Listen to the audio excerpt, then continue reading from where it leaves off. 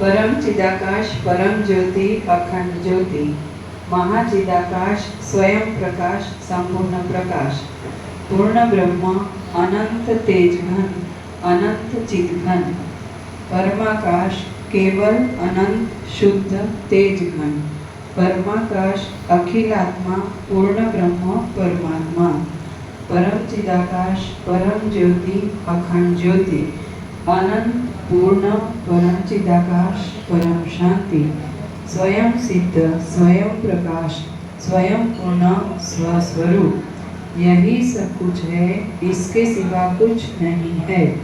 शून्यभास अनंत कोटि महाकल्पों है ही नहीं।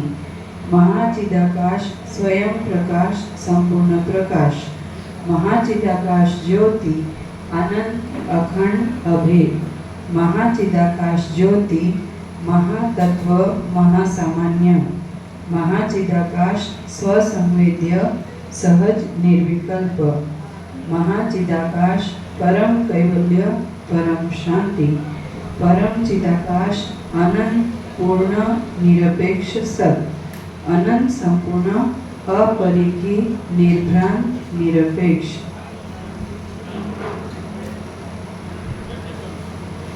चौवालीसवां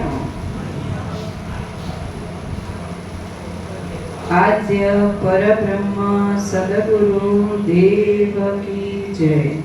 ओम श्री परमात्मने नमः। सद्ग्रंथों में शिरोमणि श्री योग वशिष्ठ महारामायण उपशम प्रकरण पेज नंबर 291 291 सप्तदशः सर्ग 17वां सर्ग। जिन निश्चयों से युक्त जीवन मुक्त बंधन में नहीं आता तथा अज्ञानी बंधन में आता है, उनके विभाग का पुनः इस सर्ग में वर्णन किया गया है। 291 पेज नंबर 291 291 17वां सर्ग। श्री वशिष्ठ जी ने कहा, हे राम जी, जो विधेय मुक्त है वे प्राणी के विषय के आस्वादन के उत्साह से वर्जित, जिस तृष्णा से वर्ण आश्रम के स्वभाव से प्राप्त ये जो कर्म किए जाते हैं उनको जीवन मुक्तता कहते हैं। संसार के भोगों में सत्य बुद्धि या उत्साह सहित तृष्णा से बाह्य पदार्थों में जो जंतु की स्थिति है उसको संसार रूप दृढ़ निगड़ सहित बंध आचार्य कहते हैं। हृदय में संकल्प से रहित और बाह्य पदार्थों में विहारिणी जो हृदय की जो उदय को प्राप्त तृष्णा है वह इस संसार में जीवन मुक्तों का शरीर है। हे राम जी, बाह्य पदार्थों में लंपटता से बढ़ी हुई जो तृष्णा है उसको बंद करते हैं। संपूर्ण बाह्य पदार्थों में वासनाओं से मुक्त जो तृष्णा है उसको मुक्त करते हैं। अर्थात जो तृष्णा के जाल में फंसा है वह बद्ध है एवं जो उससे रहित है उसको मुक्त कहा जाता है। विषय प्राप्ति के पूर्व काल में तथा विषय के नाश में जो राग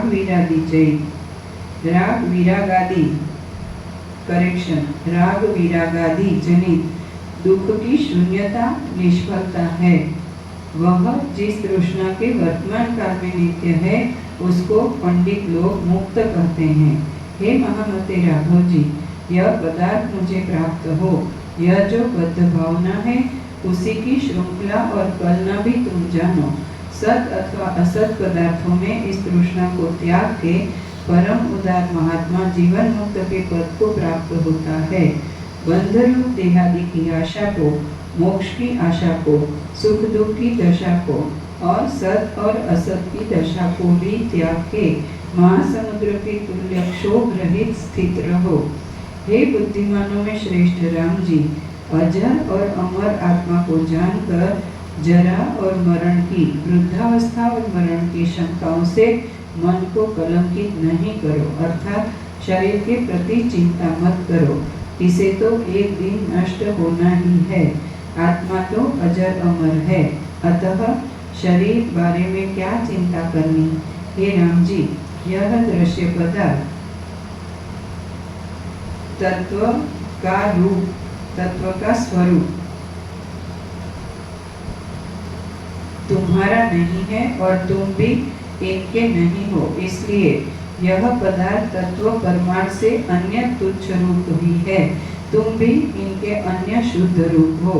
असत से आविर्भूत सत तथा असत रूप से संसार के स्थित होने पर और उस सत्ता के परे तुम्हारे स्थित होने पर तृष्णा का संभव नहीं। हे साधु राम जी, और भी विचारशील मनुष्य के मन में वक्षमान 4 प्रकार के विशाल आकार वाले निश्चय होते हैं। हे राम जी, माता पिता से रचित पाद से लेकर मस्तक पर्यंत यह देह मैं हूँ, यह जो अज्ञान दृष्टि से एक प्रकार का निश्चय है वह बंध के लिए है। संपूर्ण इंद्रियां देहेंद्रियां से पृथक बाल के अग्रभाग से भी सूक्ष्म शुद्ध चेतन मैं हूँ, यह सज्जनों का द्वितीय निश्चय मोक्ष के लिए है। जगत जाल के पदार्थों का जो आत्मा है, स्वरूप है, वह सब कुछ अक्षय मैं हूँ, यह तृतीय निश्चय भी हे रघुश्रेष्ठ मोक्ष के लिए ही है। आध्यात्म और आदिदैवी तथा आदिदैहिक यह संपूर्ण जगत आकाश के सदृश शून्य सब मैं हूँ, यह चतुर्थ निश्चय भी इसी प्रकार मोक्ष सिद्धि के लिए है। इन चारों निश्चयों में प्रथम निश्चय बंध के ही निमित्त है और शेष तीनों भावना से आविर्भूत है, इसलिए मोक्ष के लिए कहे हैं। इनमें से प्रथम की मलिनता तृष्णा होने से बंध की स्थिरता है और शेष तीनों शुद्ध तृष्णा रहित होने से तृष्णा रहित होने से स्वच्छता के लिए जीवन मुक्तों के विलास के योग्य हैं। हे महामते, यह संपूर्ण ब्रह्मांड ब्रह्मरूप मैं ही हूँ, यह जो निश्चय है इसी का अवलंबन करके मेरी मति पुनः विषाद के लिए नहीं होती, अर्थात मुझे विषाद नहीं होता। तिर्यक इधर उधर टेढ़े ऊपर नीचे सर्वत्र आत्मा की महिमा व्याप्त है। इस हेतु से संपूर्ण आत्मा यह है कि इस अंतःकरण के निश्चय से जीव बंधन में नहीं आता। सबका शेष और अधिष्ठान भूत आत्मा शून्य आदिवादियों से शून्य, प्रकृति, माया, ब्रह्म, विज्ञान इत्यादि शब्दों से कहा जाता है। सदा सन्मात्र रूप ही यह संपूर्ण जगत है। इसमें द्वैत या अन्यथा कहीं भी नहीं है और परमार्थ सत्य विद्या दृष्टि से यह सब जगत व्याप्त है, न कि पूर्ववत भ्रांत बुद्धि से। जैसे अनंत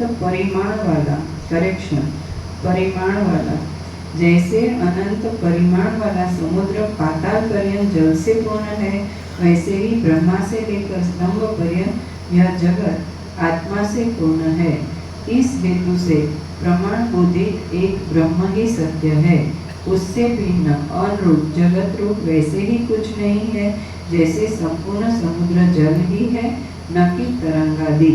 जैसे सुवर्ण से भिन्न कटक, केयूर और नुपुर आदि कुछ नहीं है, वैसे ही पृथ्वी के स्वरूप से भिन्न वृक्ष और करोड़ों तृण के आकार भी कुछ नहीं है। अद्वैत परमात्मयी शक्ति अर्थात ब्रह्म सत्ता ही जगत रचना की लीला से द्वैत और अद्वैत के नाना प्रकार के भेदों से विकसित हो रही है। अपने तथा अन्य के पुत्र मित्रादि संपूर्ण जगत के सर्वदा वृद्ध होने या नष्ट होने पर ज्ञान स्वरूप तुम सुख दुखों को मत ग्रहण करो, अर्थात आत्मा को अजर अमर मानकर दुखी होने की आवश्यकता ही नहीं है। सत्ता अद्वैतमय होकर व्यवहार काल में भी भावना से अद्वैत का आश्रय करके वर्णाश्रम के धर्म की व्यवस्थापन रूप कर्म में सर्वथा अद्वैत का अनादर करके द्वैत अद्वैत दोनों में तुम तत्पर हो। अशुभ निमित्तों से पूर्ण भयंकर संसार की भूमियों में गर्तों में हस्ती के समान तुम मत गिरो। हे महात्मा राम जी, यह द्वैत परमार्थ रूप से संभव नहीं होता, क्योंकि यह चित्त से कल्पित है, न कि यथार्थ में। इसमें एकता और द्वैतता दोनों नहीं है, इसलिए महात्माओं ने संख्या रहित अद्वैत निरंतर सन्मात्र उदित स्वभाव संपूर्ण जगत को ब्रह्म का स्वरूप ही कहा है। यह देहादि संघात रूप हम और यह संपूर्ण जगत कुछ भी नहीं है, किंतु निर्विकार ब्रह्म ही है। केवल शांत विज्ञान मात्र ही भास रहा है। यह जगत न सत है और न असत है, किंतु सन्मात्र ब्रह्म ही सबको तुम समझो। सर्वोत्तम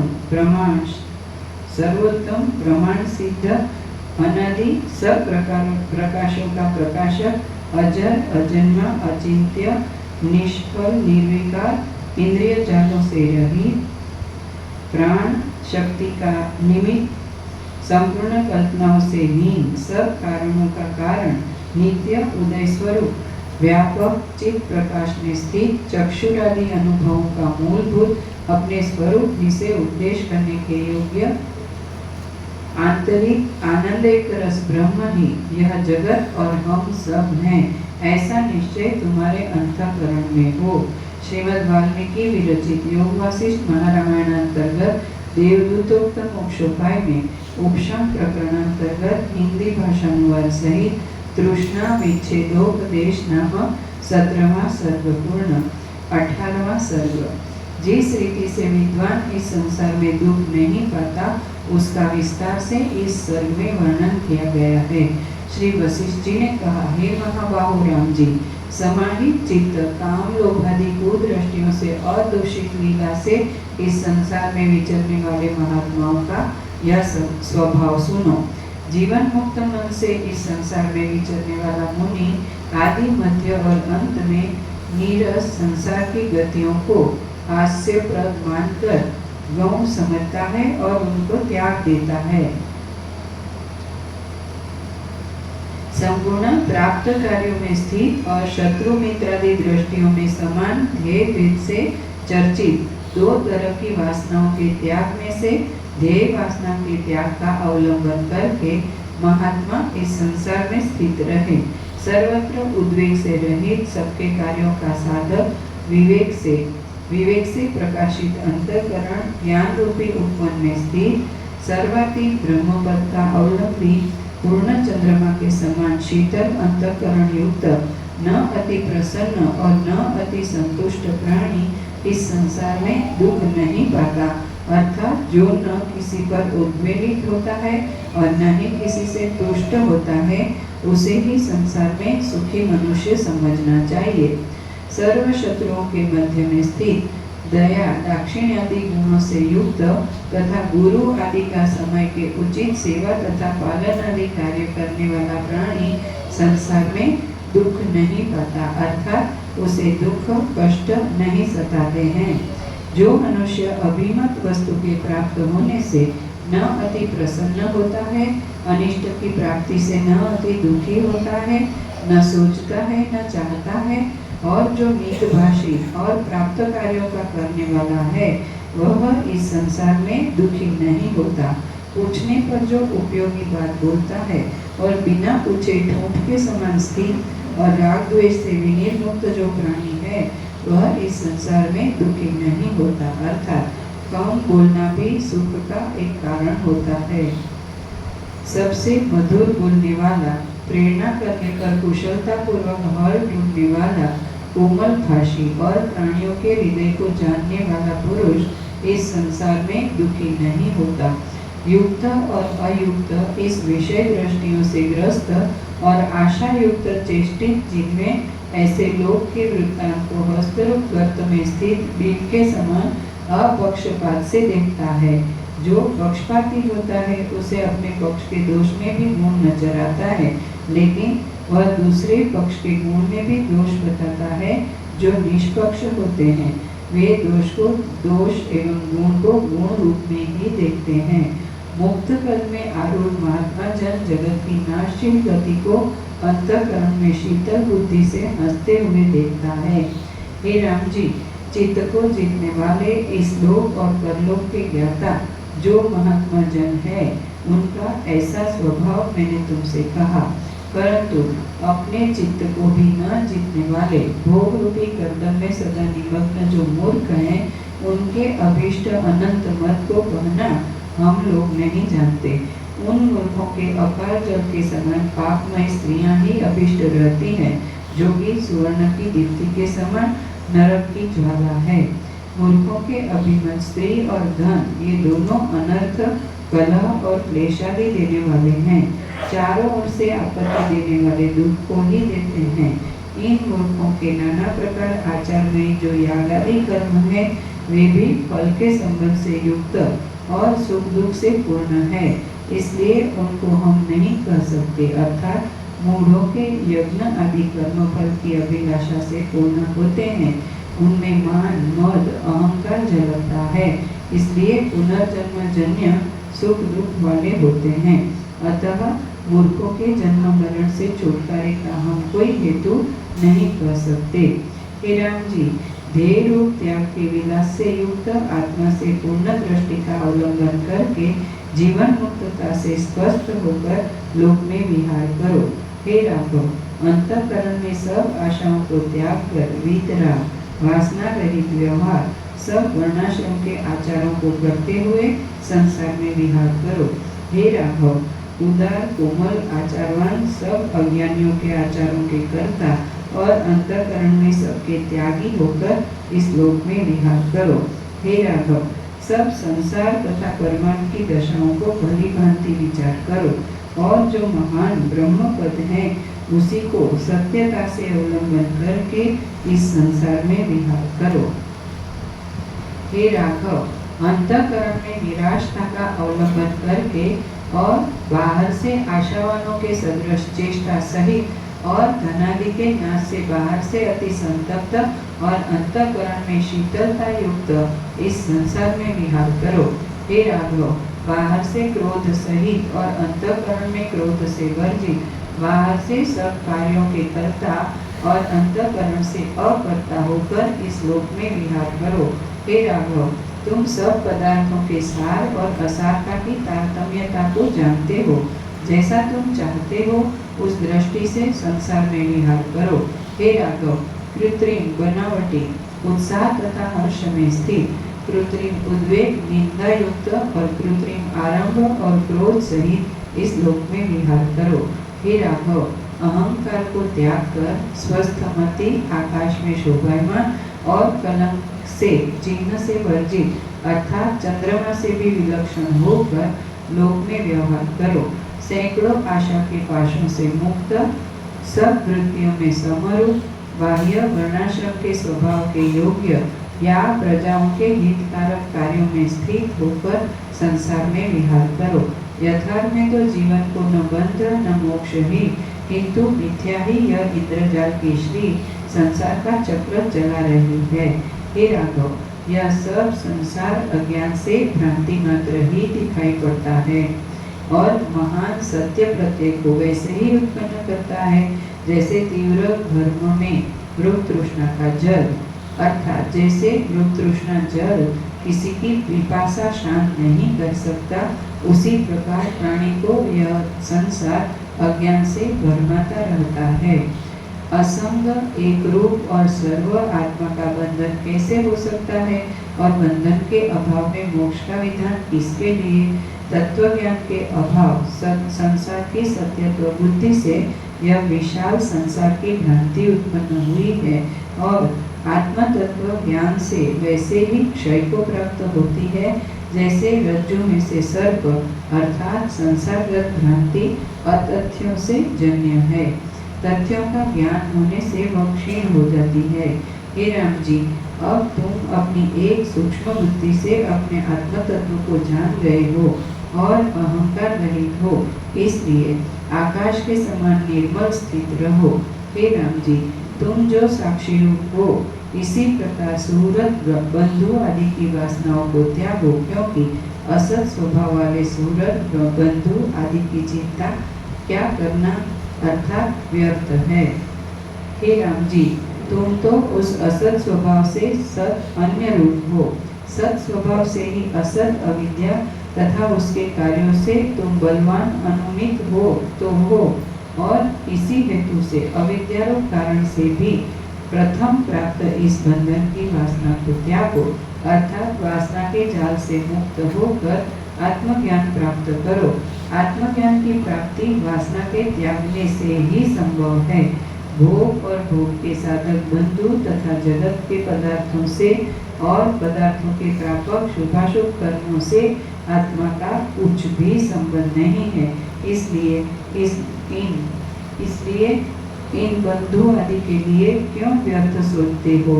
हे राम जी, आत्म तत्व एक आनंद रूप सार है, जिसमें ऐसा मैं हूँ इस प्रकार की बुद्धि सहित तुमको भय के निमित्तों से तुम्हारा संबंध नहीं है। अतः तुम जगत के भ्रमों में क्यों भय करते हो। जो बंधु चित्त रूप से कभी उत्पन्न नहीं हुआ है, उस बंधु के दुख तथा सुख से तुम्हारा क्या संबंध है, जो तुम इनके लिए सोचते हो।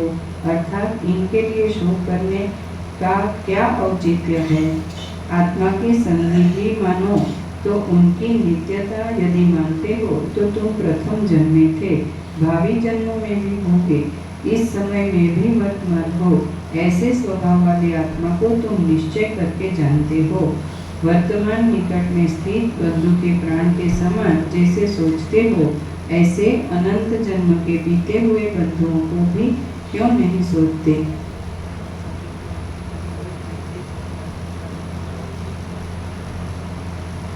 प्रमाण के अभाव से सबका शोक नहीं कर सकते, इसलिए ही शोक करना युक्त नहीं है।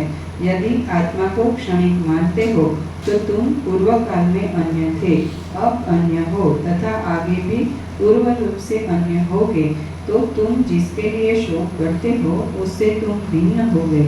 ऐसे में बंधुता ही का अभाव हो गया। सतरूप को मानकर तुम क्यों सोचते हो। यदि नाशवान मानते हो तो प्रथम होकर अब नहीं हुए और आगे भी न होगे, तो ऐसी दशा में अपने क्षीण होने से तुम क्यों सोचते हो। अर्थात इनके लिए तुम्हारा शोक करना उचित नहीं लगता है। हे राम जी, अब जब आत्मा के संगी होने पर भी सोच युक्त नहीं है, तो असंग आत्मा के सिद्धांत पक्ष में इस मायामय जगत के क्रम दुख करना ठीक नहीं। इसी प्रकार सहज संतोष वृत्ति तथा प्राप्त कार्य का करना युक्त है। हे राम जी, तुम सांसारिक पदार्थों से सुख तथा दुख को न प्राप्त हो, किंतु सर्वत्र समता को प्राप्त हो, क्योंकि परमात्मा सर्वव्यापी तथा समरूप है। अर्थात सुख दुख का ग्रहण न करो। तुम अनंत सत स्वरूप आकाश के सदृश व्यापक हो। जैसे सर्वत्र दीप्ति पूर्ण अग्नि की ज्वाला को कोटर गड्ढे में अंधकार का अवकाश नहीं है, वैसे ही तुम्हारे शुद्ध रूप में दुख आदि का अवकाश नहीं है।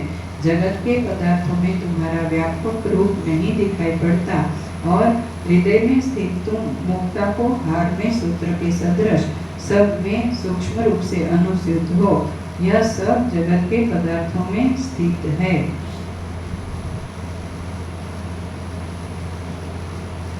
तुम्हारा व्यापक रूप नहीं दिखाई पड़ता और हृदय में स्थित तुम मुक्ता को हार में सूत्र के सदृश सब में सूक्ष्म रूप से अनुस्यूत हो।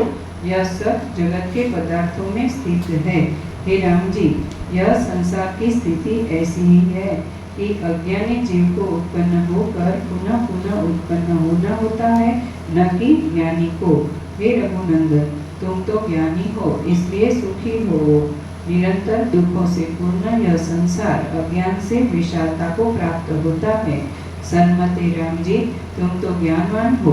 भ्रम को छोड़ने के भ्रम का अन्य क्या स्वभाव हो सकता है, क्योंकि स्वप्न में स्वप्न के सिवा अन्य क्या क्रम हो सकता है। अर्थात भ्रम में केवल भ्रम ही रहेगा, दूसरा और क्या रहेगा। स्वप्न को छोड़कर दूसरा क्या रहेगा। अन्य भ्रांतियों में यथार्थता की प्रसिद्धि न होने से इसमें कोई यथार्थता नहीं है। हे राम जी, यह ब्रह्म मात्र जगत जो अति भास्वर व्यक्त आकार के भासमान दिखाई देता है, यह सर्वशक्तिमान परमात्मा की शक्ति है। इस जगत में न कोई किसी का बंधु है और सदा न कोई किसी का शत्रु है, किंतु सबके सब शत्रु मित्र तथा उदासीन समय पाकर ईश्वर इच्छा से होते रहते हैं। यह सब जगत निमित्त से यह सब जगत निमित्त से निरंतर वैसे ही छिन्न भिन्नता को प्राप्त होता है जैसे जल के तरंग। इस चलायमान संसार का चक्र सदा नीचे से ऊपर और ऊपर से नीचे चक्र की नेमी के समान होता रहता है। स्वर्ग में स्थित प्राणी नरक में स्थित स्वर्ग में प्राप्त होते हैं और एक योनि से दूसरी योनि में, एक द्वीप से दूसरे द्वीप में भी प्राप्त होते हैं। धीर जो कभी किसी से याचना नहीं करते, समय पाकर कृपणता को प्राप्त होते हैं और कृपण धीरता को प्राप्त होते हैं। पात तथा उत्पात, नीचे गिरना और ऊपर चढ़ना आदि सैकड़ों भ्रमों से इस जगत के प्राणी संचलित हो रहे हैं। यह संपूर्ण चक्र संसार के पदार्थों का मंडल कभी एक रूप स्वच्छ तथा संताप से रहित, कभी वैसे ही नहीं प्राप्त होता जैसे अग्नि में नीम का कण। जो महाभव तथा अनेक बंधु हैं, जो महाभाव तथा अनेक बंधु है, वे कुछ दिनों में ही नष्ट दिखाई पड़ते हैं। हे महाबाहो राम जी, परता, दूसरापन, आत्मीयता, अपनापन, अन्यता, भेदता, त्वत्ता, मत्ता, तुम्हारापन तथा मेरापन इत्यादि भावना इस संसार में वैसे ही सत्य नहीं है जैसे दो चंद्रों का दर्शन। हे राम जी, यह बंधु है, यह शत्रु है, यह मैं हूँ और यह तुम हो इत्यादि मिथ्या दृष्टि तुम्हारी इस समय नष्ट हो।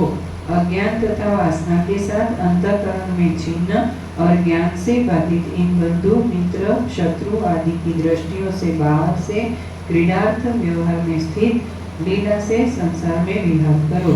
हे सुव्रत राम जी, इस संसार की पद्धति में ऐसे विहार करो जिस प्रकार वासना के भारवान के तुल्य श्रम से श्रांत न हो, भारवान के तुल्य श्रम से श्रांत न हो।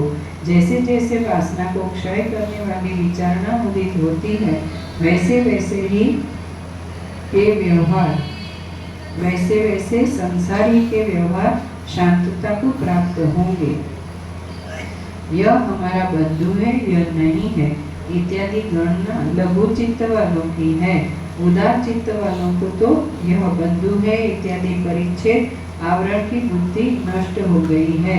वह कोई पदार्थ नहीं है जहाँ हम नहीं, वह कोई पदार्थ नहीं है जहाँ हम नहीं, वहाँ कोई भी वस्तु नहीं जो मेरे न हो, ऐसा निर्णय करके धीरों की आवरण की बुद्धि नष्ट हो गई है।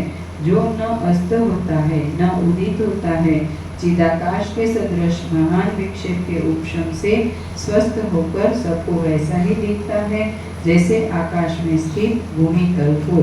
हे राम जी, इस संसार में जितनी प्राणियों की जाति है वे सब तुम्हारे बंधु है, क्योंकि अनेक योनियों में जन्म धारण करने से बंधुता से अत्यंत असंबद्ध कोई भी प्राणियों की जाति नहीं है।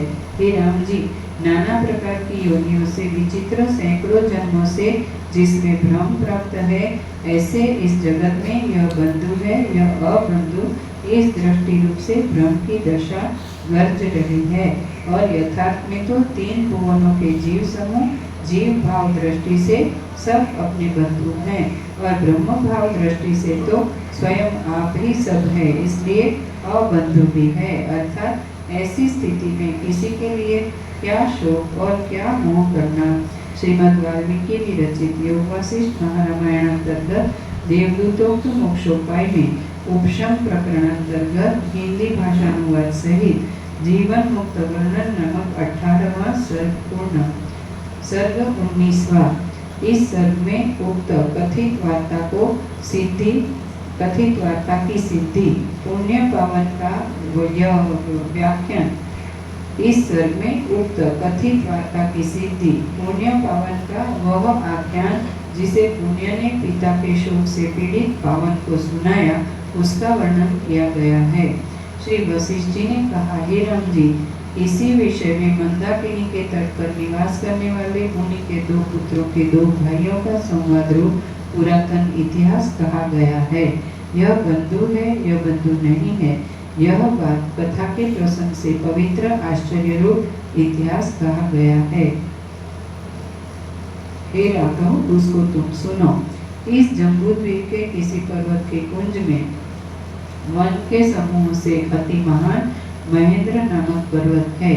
कल्पवृक्ष के समान वन की छाया में विश्राम कर रहे हैं मुनि और किन्नर लोग, जिसने ऐसा वह पर्वत अपने ऊंचे शृंगों से विशाल आकाश को भी जीत चुका है।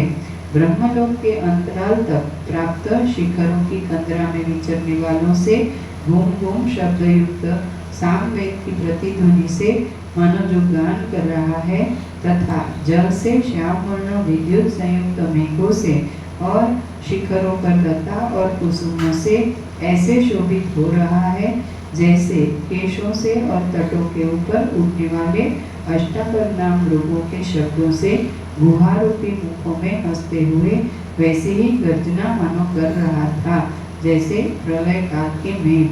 कंदराओं के मध्य में उत्पन्न हुए झरनों के शब्दों से जिसने समुद्र के तरंगों के विलास को जिसने चारों ओर से जीत लिया था, उस पर्वत के अति मनोरम और विशाल रत्नमय शिखर के एक देश में मुनियों ने स्नान और पान करने के लिए आकाश गंगा अर्थात मंदाकिनी को उतारा था। उस गंगा जी के जल से विकसित कल्पवृक्ष संयुक्त मेरु के तट के समान प्रकाशशील शोभायमान सुवर्ण के सदृश पिंजर युक्त तट पर ब्रह्म ज्ञान संयुक्त तप की राशि उदार बुद्धि शरीरधारी तप के समान दीर्घतपा नामक मुनि रहता था। उस मुनि के चंद्रमा के समान अति सुंदर पुण्य और पावन नाम दो पुत्र वैसे ही हुए जैसे बृहस्पति के दो गज। उन दोनों पुत्रों के तथा एक स्त्री के साथ वह ब्राह्मण फल युक्त वृक्ष सहित गंगा जी के तट पर निवास करता था। इसके अनंतर हे राघव, काल पाकर उन दोनों पुत्रों में से पुण्य नामक पुत्र जो ज्येष्ठ तथा आयु और गुण में भी ज्येष्ठ था, वह ब्रह्म ज्ञानी हुआ। पावन पूर्वकाल की संध्या में कमल के समान अर्धज्ञानी हुआ। वह मूर्खता से तो निकल गया था, परंतु ब्रह्म पद को नहीं पाया, इसलिए मध्य में स्थित था। इसके पश्चात प्राणियों की आयु के क्षय करने में अलक्षित कारणों को भी ग्रास करने वाले दीर्घ शरीर रूपी लता तथा आयु को जीर्ण करने वाले 100 वर्ष रूप काल के बीतने पर नाशवान प्राणियों से पूर्ण जन्म वृद्धावस्था मरण नरक आदि पतन रूप सैकड़ों वृत्तांतों से भयंकर इस संसार से प्रीति को त्याग कर वृद्धावस्था से जर्जरित भूत जीवन वह दीर्घतपा नामक मुनि ने कल्पना रूप पक्षिणी के घोंसले के समान अपनी देह को वैसे ही त्यागा जैसे पालकी उठाने वाला अपने बोझ को।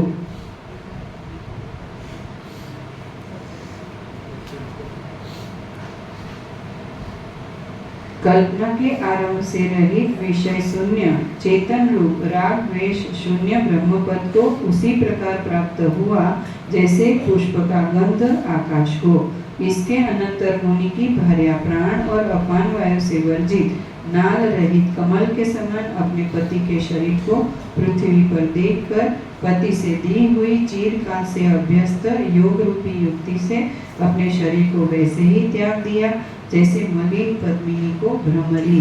ब्रह्म भाव को प्राप्त पति का अनुगमन उसने किया, अर्थात स्वयं ब्रह्म भाव को प्राप्त हुई और मनुष्यों की अदृष्टता को वैसे ही प्राप्त हुई जैसे चंद्रमा के अस्त होने पर उसकी प्रभा। आकाश के कोश में मृतक माता पिता के दाह आदि क्रिया करने में सावधान होकर पुण्य नामक पुत्र उपस्थित हुआ और पावन दुख को प्राप्त हुआ। शोक से नष्ट चित्त यह पावन वन के मार्गों में भ्रमण करता हुआ ज्येष्ठ पुण्य के धैर्य को न देखकर विलाप करने लगा। इसके अनंतर दाहादि क्रिया को करके उदार बुद्धि पुण्य शोक में निमग्न पावन नामक अपने भ्राता के निकट पहुंचा। पुण्य बोला, हे पुत्र, अंधता के कारण शोक की घनता को वैसे ही क्यों प्राप्त करते हो जैसे बाष्प की धारा करने वाले वर्षा काल में कमल को या उसके सदृश नेत्र को। हे महाप्राज्ञ, तुम्हारे पिता माता जी के साथ मोक्ष नाम वाली अपनी परमात्मा ब्रह्म पदवी को प्राप्त हुए। हे महाप्राज्ञ, तुम्हारे पिता माता जी के साथ मोक्ष नाम वाली अपनी परमात्मा पदवी को, ब्रह्म पदवी को प्राप्त हुए। वही ब्रह्म सब जीवों का स्थान है, वही ब्रह्मवेत्ताओं का रूप है। पिताजी के अपने स्वभाव के प्राप्त होने पर तुम शोक क्यों करते हो, अर्थात दुखी होना व्यर्थ है। यह मेरी माता, यह मेरे पिता, यह भावना जो तुमने बांधी है वह अज्ञान से उत्पन्न होती है, क्योंकि इस संसार में जो शोक के योग्य नहीं है ऐसे पिता को भी सोचते हो। यही तुम्हारी माता और यही तुम्हारे पिता नहीं है, और असंख्य पुत्र जिनके हो चुके हैं, ऐसे इन माता पिता के तुम ही पुत्र भी नहीं हो। हे पुत्र, तुम्हारे माता पिता सहस्त्रों ऐसे बीत गए हैं जैसे जल के प्रवाह के वन वन में अनेक गंभीर गड्ढे आदि देश। पुत्र वाले उन माता पिता के तुम ही एक पुत्र नहीं हो, क्योंकि वे पुत्र अन्य मनुष्यों के भी पुत्रों के समूह व्यतीत हो गए हैं। लता तथा वृक्ष में पत्र तथा कली के सदृश हमारे तुम्हारे माता पिता के लाखों पुत्र अनेक बार हो चुके हैं। जीव के मित्र और बांधव आदि के समूह जन्म जन्म में वैसे ही होते हैं जैसे बड़े वृक्ष के ऋतु ऋतु में फल। हे पुत्र, यदि प्रेम से माता पिता तथा पुत्र शोक के योग्य है तो अनेक बार सहस्त्रों बीते हुए माता पिता के लिए क्यों नहीं सोचते। हे महाभाग, जगत की कल्पना का निमित्त भ्रम अज्ञान होने ही से यह जगत दिखाई पड़ता है। यथार्थ में तुम्हारे न मित्र है और न बंधु है। हे भ्रातः, जैसे चीर काल से अति संतप्त मरुस्थल में जल लेश मात्र भी नहीं है, वैसे ही परमार्थ दृष्टि से आत्मा में ब्रह्म के स्वभाव में नाश भी कुछ नहीं है। हे महाबुद्धे, छत्र चमर आदि यह जो चंचल राज्य आदि लक्ष्मी को देखते हो, यह सब 3 या 5 दिन के लिए है, अर्थात ये आज है कल नहीं है। इन पर भरोसा क्या करना। हे पुत्र, नीचे टांच ज्येष्ठ भ्राता समूह पिता, अर्थात ज्येष्ठ भाई पिता के तुल्य होता है। इस कारण कई स्थानों पर भ्राता के लिए पुत्र का प्रयोग किया गया है। हे पुत्र, परमार्थ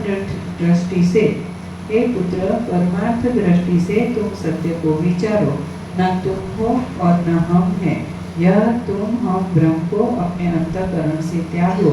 यह गया, यह मृतक हुआ इत्यादि कुदृष्टियां अपने ही संकल्प के भ्रम से आविर्भूत सम्मुख दिखाई पड़ती है।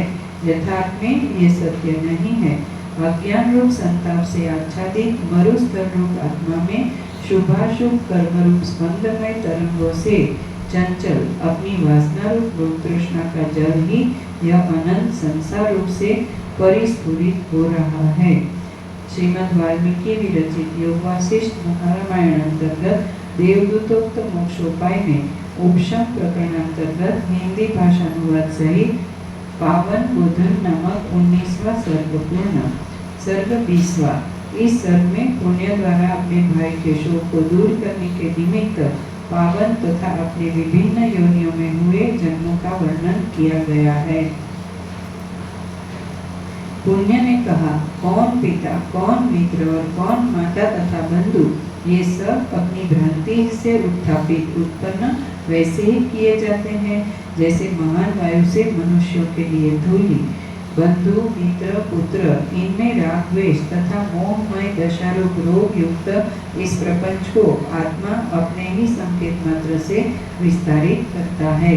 जैसे बंधुता में दृढ़ भावना करने से बंधु तथा शत्रुता में दृढ़ भावना से अमृत और अन्य को उसके विरुद्ध और शत्रुता में दृढ़ भावना करने से शत्रु, अमृत में अमृत और अन्य को उसके विरुद्ध भावना से विष हो जाता है, वैसे ही इस संसार में स्थिति भावना के ही अधीन है। वैसे ही इस संसार में स्थिति भावना के ही अधीन है। सब देवों में एक अभिन्न रूप से विद्यमान सर्वव्यापी आत्मा के यह मित्र तथा यह कल्पना कहाँ। रक्त, मांस तथा अस्थि हड्डी के संघात रूप इस देह के पंजर से अन्य चेतन स्वभाव अपने आत्मा को चित्त से विचारो कि हम कौन है। परमार्थ दृष्टि से देखो, पावन शब्द वाच्य रूप तुम और पुण्य शब्द वाच्य हम कुछ नहीं है। देह में आत्मता का अभिमान रूप मिथ्या ज्ञान से प्रसिद्ध हो रहा है। शरीर दृष्टि से नाश होने से कौन तुम्हारा पिता, कौन तुम्हारा मित्र, कौन माता और कौन शत्रु है, और देहादि उपाधि से पृथक शुद्ध चेतन दृष्टि से अनंत विलास चिदात्मा को कौन अपना और कौन पराया। यदि लिंग सूक्ष्म शरीर दृष्टि से अहम तथा बंधु आदि व्यवहार से कहो, तो यदि तुम हमसे पृथक लिंग शरीरात्मा तुम हो, तो तुम जन्मों के बंधु तथा धन आदि को क्यों नहीं सोचते हो। पुष्प सहित वन की स्थलियों के मृग योनियों में बहुत से मृग योनि में उत्पन्न तुम्हारे बंधु हुए हैं, उनको क्यों नहीं सोचते। कमल सहित नदी आदि के तटियों में तथा कमल के वनों में हंस रूप तुम्हारे अनेक वेरे प्रसिद्ध हंस बंधु हुए थे, उनको क्यों नहीं सोचते। और भी अन्य विचित्र वन की पंक्तियों में बहुत से वृक्ष तुम्हारे बंधु हुए हैं, उनको क्यों नहीं सोचते हो। बड़े बड़े पर्वतों के महान भयंकर और अति उच्च शिखरों पर अनेक सिंह तुम्हारे बंधु हुए हैं, उनको क्यों नहीं सोचते। कमल सहित अनेक नदियों में बहुत से मत्स्य तुम्हारे बंधु हैं, उनको क्यों नहीं सोचते।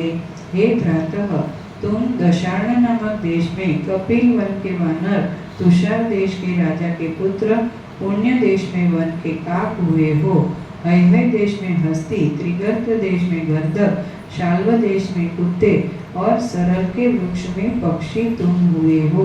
विंध्याचल में पिप्पल, महावट के वृक्ष में घून, मंदराचल के कुक्कुट मुर्गा होकर इस पर्वत की कंदरा में ब्राह्मण उत्पन्न हुए हो। कौशल देश में ब्राह्मण, बंग देश में तित्ती और तुषार देश में अश्व होकर ब्राह्मण के घर में तुम उत्पन्न हुए। जो तुम प्रथम ताल की जड़ में कीड़े गुलर के वृक्ष में मच्छर हुए हो और विंध्याचल में बग हुए थे, वही तुम अब हमारे छोटे भ्रात हुए हो। जो तुम हिमालय की कंदरा के भोजपत्र के कोमल त्वचा की ग्रंथि के कोटर में 6 मास तक चेटे हुए थे, वही तुम अब मेरे लघु भ्राता हुए हो। हे साधो, इसी अपने देश की सीमा के अंत में कुग्राम के शुष्क गोबर में 1.5 वर्ष तक जो तुम वृश्चिक हुए थे, वही तुम अब मेरे अनुज हुए हो। जैसे कमल में भ्रमर छिपता है, वैसे ही जिस तुमने चांडाली के स्तनों के ऊपर छिपे चांडाली के पुत्र हुए थे, वही तुम अब मेरे छोटे भ्राता हुए हो। हे पुत्र, इन तथा अन्य प्राणियों की योनियों में इसी जम्बूद्वीप में तुम पूर्व काल में सहस्त्रों बार उत्पन्न हुए थे। इस प्रकार तुम्हारे तथा अपने पूर्व काल के वासना के क्रम को सूक्ष्म दर्शन से, शुद्ध सूक्ष्म बुद्धि से मैं देखता हूँ। मैं अपनी भी अज्ञान जड़ बीती हुई अनेक योनियों को इस समय ज्ञान से उदित दृष्टि से स्मरण करता हूँ। त्रिगर्त देश में शुभ, नदी के तट पर मंडूक, वनों में छोटा पक्षी होकर अब इस वन में उत्पन्न हुआ हूँ। विंध्याचल में चांडाल योनि को, बंग देश में वृक्ष योनि को और विंध्याचल में पुनः उष्ट्र योनि को देखकर इस वन में उत्पन्न हुआ हूँ।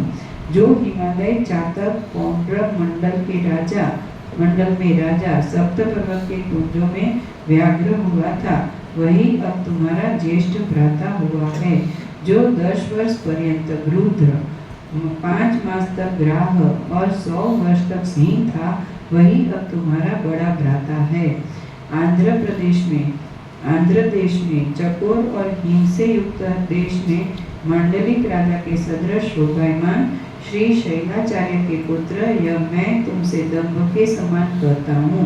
विविध प्रकार के संसार रहित और नाना प्रकार के आचार तथा चेष्टा से युक्त जन्म भेद की भ्रांति के पूर्व काल के विलास इस समय मैं स्मरण करता हूँ। ऐसा सिद्धांत होने से इस जगत में उत्पन्न सैकड़ों बंधु, माता पिता, भ्राता तथा मित्र हो चुके।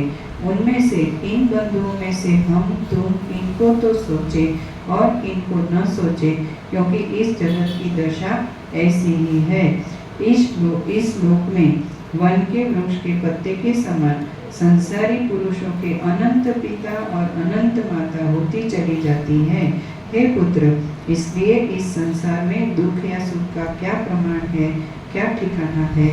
इस कारण सब शोक या दृश्य मात्र को त्याग कर स्वच्छता को प्राप्त होकर स्थित हैं। हे भ्रातः, मन में अहम रूप से स्थित जो प्रपंच की भावना है उसे त्याग कर जिस गति को आत्मज्ञानी लोग जाते हैं उस गति को प्राप्त हो, तुम्हारा कल्याण हो। इस संसार में नीचे गिरना ऊपर चढ़ना रूप निरंतर चक्र भ्रमण हो रहा है। इसको बुद्धिमान लोग चिरकाल तक नहीं सोचते, किंतु निरभिमानता से यथा प्राप्त व्यवहार करते हैं। हे भ्रातः, भाव तथा अभाव से विनिर्मुक्त तथा जरा वृद्धावस्था से शून्य जो आत्मा है उसको सावधान होकर स्मरण करो। मूढ़ मन वाले न हो, अर्थात मूर्खतापूर्ण व्यवहार मत करो। हे सद्बुद्धे, तुम्हारी न माता है न पिता है, न तुमको दुख है न जन्म है, तुम तो शुद्ध आत्मा हो, अन्य देहादि कोई नहीं हो। इस संसार की यात्रा में नाना प्रकार की चेष्टा करने वाले और पुरुषार्थ विसार बुद्धि सहित अज्ञानी मनुष्य है। तत्वज्ञानी तो मध्यस्थ दृष्टि, उदासीन, स्वस्थ, यथा प्राप्त अर्थ के दृष्टा दर्शन के समान स्थित केवल साक्षी धर्म मात्र में स्थित है। रात्रि के आगमन पर दीपक जैसे सन्निधि मात्र से प्रकाश क्रिया के कर्ता के सदृश करता और अभिमान से व्याप्त न होने से अकर्ता रूप तत्वज्ञानी जब इस संसार में स्थित है, आत्मा के अध्यस्त कार्य के कर्ता होते हुए भी तत्वज्ञानी अपने स्वरूप से वैसे ही नहीं प्रविष्ट होते जैसे प्रतिबिंब की उपाधिभूत हस्त आदि में प्राप्त दर्पण रत्न आदि। अपने बिंबभूत सब देह धर्मों के साथ भी उनको प्रतिबिंब करने पर बिंब धर्म के समान स्वयं नहीं दिखाई पड़ते। हे पुत्र, संपूर्ण ऐषणामय कलंक से वर्जित महामुनि, महामननशील और हृदय कमल के मध्य में स्थित स्वस्थ आत्मभाव से निज से ही साक्षात्कार किए हुए इसी आत्मा से संपूर्ण संसार के भ्रम को त्याग के परिशिष्ट बाकी शुद्ध इसी आत्मा से संतोष को प्राप्त हो। श्रीमद् वाल्मीकि विरचित योगवासिष्ठ महारामायण अंतर्गत देवदूतोक्त मोक्षोपाय में उपशम प्रकरणांतर्गत हिंदी भाषानुवाद सहित पावन बोध नामक 20वां सर्ग पूर्ण। सर्ग 21वां। तृष्णा के क्षय को मोक्ष कहा जाता है और आशा से ही चित्त की अनेक वृत्तियां होती है। आशा रहित आत्मज्ञान से पूर्ण प्राणी की मुक्ति स्वतः सिद्ध है। इस विषय का वर्णन इस सर्ग में किया गया है।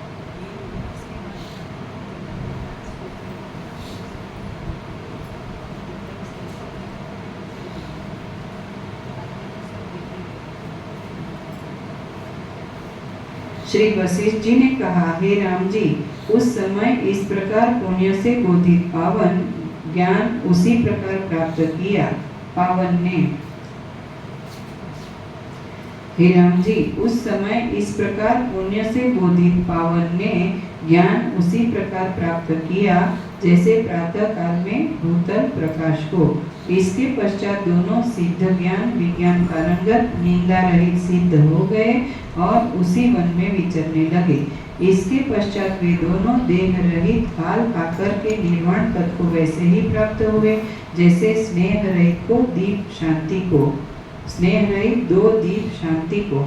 इस प्रकार पूर्व मुक्त देहों के अनंत ये बंधुओं के अनेक समूह है। अहो हे पाप रहित राम जी,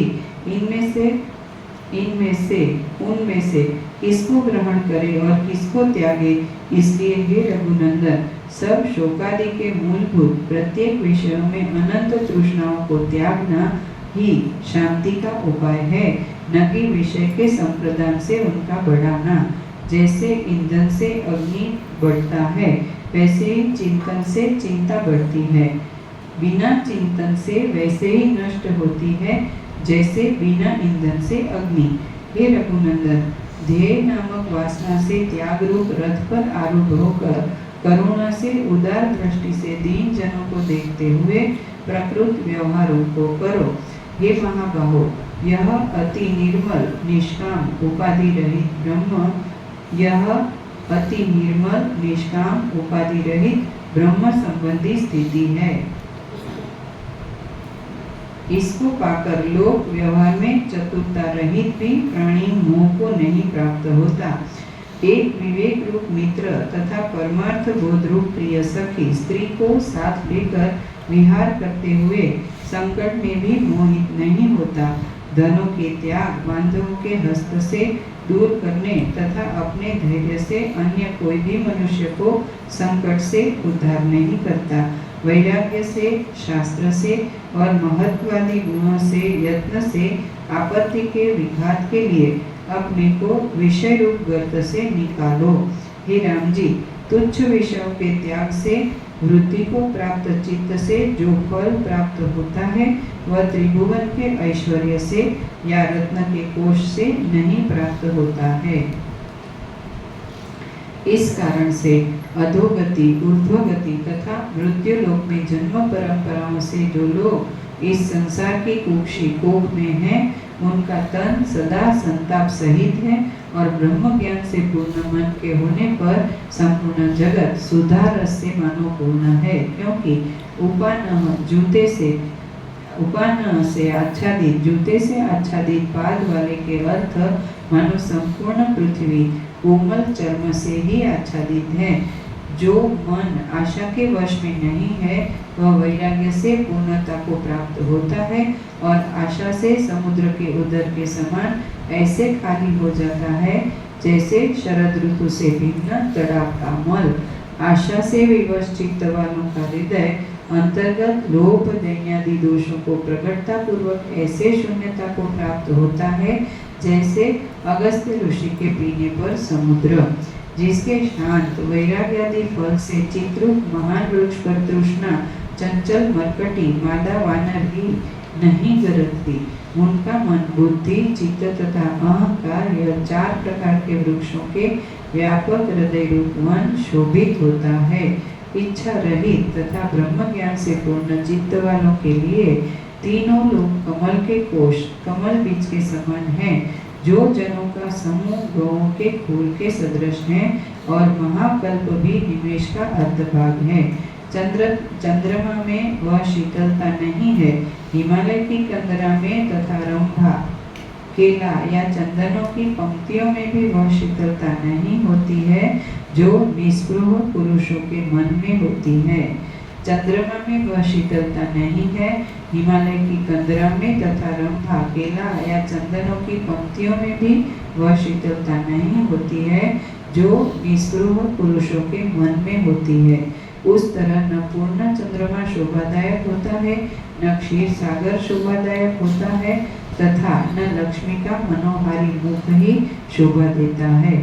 जैसे चंद्रलेखा को मेघमंडल चूना के लेप को वर्षा दूषित करती है, उसी प्रकार मनुष्य के अंतःकरण को आशारूप पिशाचिका चित्तरूप महावृक्ष ब्रह्म पक्ष में स्थान ब्रह्म रूपता को प्राप्त होता है।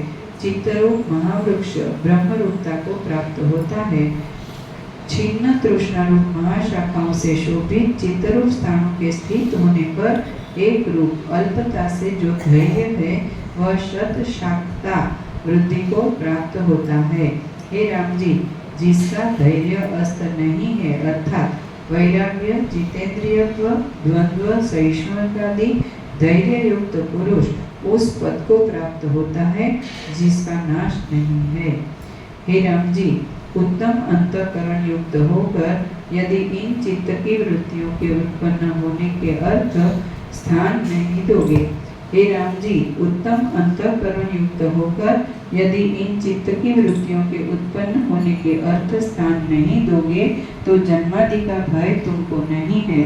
हे राम जी, जब चित्त की वृत्ति से हीन तुम्हारा चित्त अचित्तता दशा को प्राप्त होगा तभी तुम उस पूर्ण मोक्षमयी सत्ता को प्राप्त होगे। हे राघव, जब शुद्ध रूप से तुम्हारे चित्त में तृष्णा रूप उल्लू की स्थिति है तब तुम्हारे अमंगल पूर्ण रीति से विस्तार को प्राप्त होंगे। चिंतन को वृत्ति, चित्त वृत्ति कहते हैं और वह चित्त वृत्ति आशा से प्रवृत्त होती है। इसलिए आशा रूप चित्त वृत्तियों त्याग कर चिंता रहित दशा को प्राप्त हो। जो जिस वृत्ति से है उसका क्षय उसी वृत्ति के अभाव से होता है। इस कारण चित्त की शांति के लिए चित्त की वृत्ति का क्षय करो। हे महात्मा, तुम पुत्र, चित्त तथा लोक संपूर्ण की अन्वेषणा इच्छा को शांत करके और आशा नामक संसार के बंधन को छोड़कर मुक्त चित्त होकर जीवन मुक्त हो जाओ, क्योंकि मन में जो दुष्ट आशाएं हैं वे ही आत्मा के बंधन के लिए बैल की रस्सी है। उन दुष्ट आशाओं के नष्ट होने पर कौन प्राणी मुक्त नहीं हो सकता, अर्थात सभी बंधन से छूट जाते हैं। श्रीमद् वाल्मीकि विरचित योग वासिष्ठ महारामायण अंतर्गत देवदूतोक्त मोक्षोपाय में उपशम प्रकरणांतर्गत हिंदी भाषानुवाद सहित तृष्णा विचिकित्सा योगोपत्ति नामक 21वां सर्ग पूर्ण।